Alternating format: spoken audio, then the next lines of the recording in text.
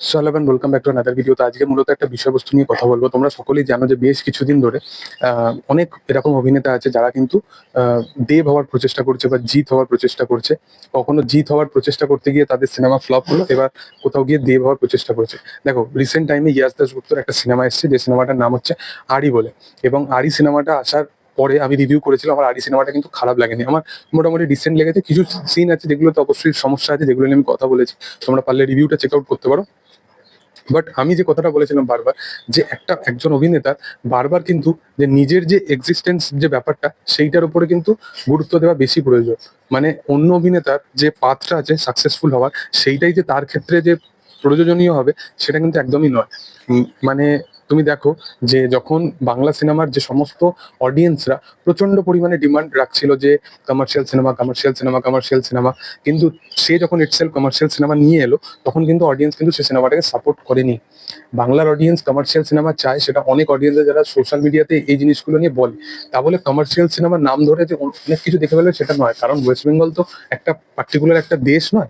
West Bengal ইন্ডিয়ার মধ্যে আসে এবং ইন্ডিয়াতে অনেক মাল্টিপল এরকম অনেক মানে কন্টেন্ট আছে যেগুলো তারা কনজিউম করে।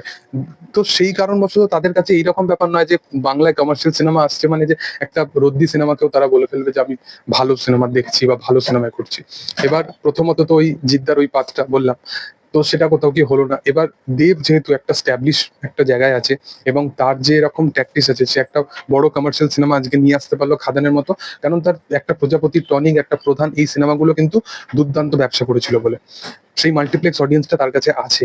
তো সেই কারণবশত কিন্তু সবাই কিন্তু ওই জিনিসটা করতে পারবে না। তোমার যে একটা আজকের দিনে দাঁড়িয়ে অঙ্কুশ অঙ্কুশ কোথাও গিয়ে সেই পাত্রটা কোথাও গিয়ে ফলো করছে, ইয়াশ ফলো করছে, তারপরে আরো যে সমস্ত অভিনেতারা আছে, শুধু বিক্রম চ্যাটার্জি বাদ দিয়ে সবাই কিন্তু ওই পাত্রটা ফলো করছে, যাতে তারা ওই সুপারস্টার ট্যাগলাইনটা পায় বা ওই রকম কাইন্ড অফ জিনিস করতে পারে যেই পাত্রেতে তারা হেঁটেছে। কিন্তু আজকের দিনে দাঁড়িয়ে তুমি দেখবে যে এই সমস্ত সুপারস্টারদের শুধুমাত্র যে অডিয়েন্স মানে বা তাদের যেরকম ওই যে রেপ্লিকেট করেছে না, সেই রকম কাইন্ড অফ জিনিসের জন্য নয়। প্রথমত তো একটা তো টিভির প্রাধান্যতা আছে। মানে দেবকে, জিতকে আজকের দিনে দাঁড়িয়ে তুমি যতগুলো টেলিভিশনে যতগুলো বাংলা সিনেমার চ্যানেল আছে না, চালিয়ে দেখবে এখনো প্রসেনজিৎ চ্যাটার্জি তাদের কাছে হিরো। এবং প্রসেনজিৎ চ্যাটার্জি এই যে এখন এই মুহূর্তে কি কাজ করে তাদের কোনো মাথা ব্যথা নেই। প্রসেনজিৎ চ্যাটার্জি আজকের দিনে দাঁড়িয়েও তাদের জন্য অ্যাকশন করছে এবং তাদের জন্য অ্যাকশন সুপারস্টার। মিঠুন চক্রবর্তী আজকের দিনে দাঁড়িয়েও এমএলএ ফাটাকেষ্ট করছে, মিনিস্টার ফাটাকেষ্ট করছে। এখন কি শ্রীমান শ্রীমতী করছে বা শাস্ত্রী করছে, তাদের কোনো মাথা ব্যথা নেই। বা জিদ্দা, দেবদা, তারা কিরকম ধারার সিনেমা করছে তাদের কোনো মাথা ব্যথা নেই। তার কাছে জিদ্দা এখনো বস, দেব এখনো। তো ওই যে পার্টিকুলার ন্যারেটিভ অডিয়েন্সটা আছে না, তাদের কাছে মানে তারা যেগুলো বলতে পারো যে টিভির অডিয়েন্স, তারা কিন্তু সচরাচর এই সমস্ত এরা যতই অ্যাকশন করুক, এই যে কদিন আগে সেন্টিমেন্টাল দিয়েছিল বা এরকম কাইন্ড অফ দিয়েছিল, তো তারা কিন্তু সেই জিনিসটাকে বিশাল যে ফেস্টিভ করে দেখে সেরকম কাইন্ড অফ নয়। আজকে একটা পুরোনো বাংলা সিনেমা দিলে যেরকম ভাবে দেখবে তারা, এক সপ্তাহ আগে যেটা দিয়েছিল এক সপ্তাহ পরে সিমিলারলি সেম দেবে, কিন্তু তারা ওই জিনিসটাকে পার্টিকুলারলি এনজয় করে দেখে।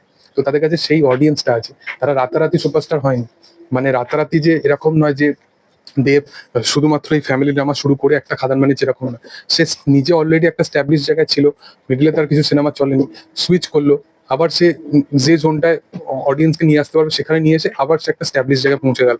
তো সেই রকম কাইন্ড অফ নয় যে তুমি যেটা হাত দেবে সেটাতেই শোনা হয়ে যাবে, সেটা নয়।